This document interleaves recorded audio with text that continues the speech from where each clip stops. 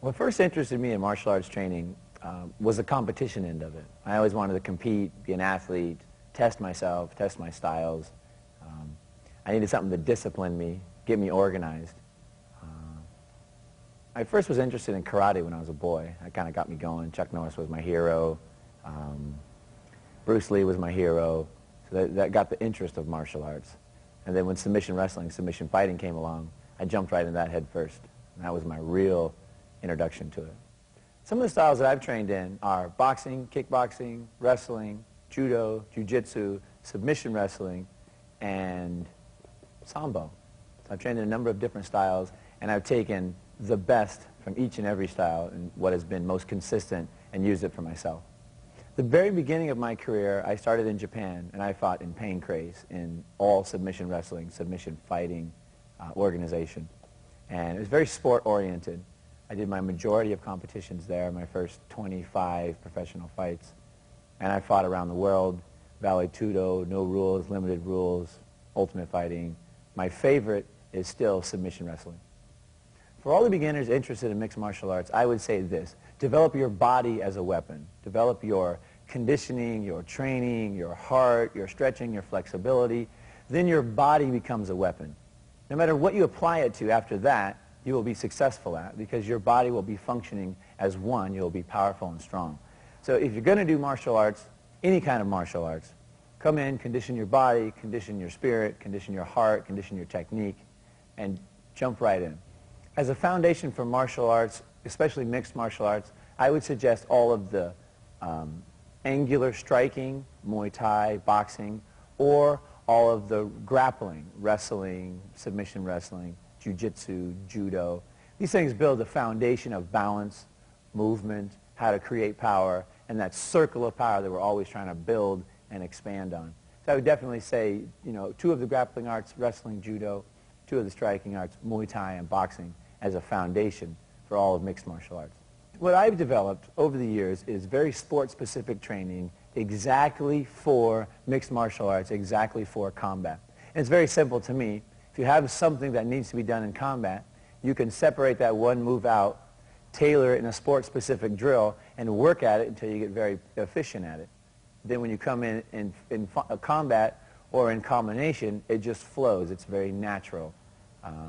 So yes, we've just created a lot of drills very sport-specific to situations that happen in combat. A typical day for working out for me, it's an all-day affair. I work out 3 times a day, and each workout takes me approximately 2 hours to 2.5 hours. So I have about an 8 to 9 hour day that I'm using to work out. Working out for me also includes eating, resting, drinking water. All of those are part of my workout. So my morning starts every morning at 9 a.m. I train from 9 to 11.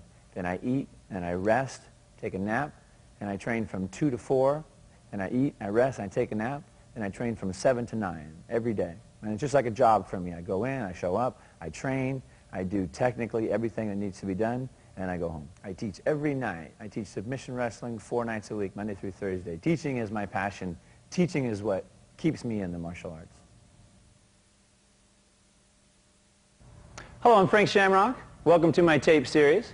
First step we're going to do is on strength and conditioning, sport-specific training. We'll do a series of exercises specifically designed for grappling, striking, and/or martial arts, and just general conditioning.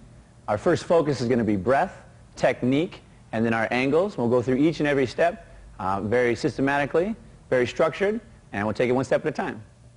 All right, so where we start is we want to initially warm up, stretch out before we get into any of our exercises, as you always want to do. Always want to warm up, always want to stretch out. We're going to start with a foundation of 4 exercises. That'll be squats, sit-ups, push-ups, and leg lifts. They're all very simple. They're all ones you can do at home to condition your body or do with friends. I get a group of guys together, and we always work numbers, 25, 50s, and 100s. We'll start right now. We bring in one of my assistants. We'll bring Danny in to help me. We're going to illustrate with his body. And again, it's very technical as I do my exercise.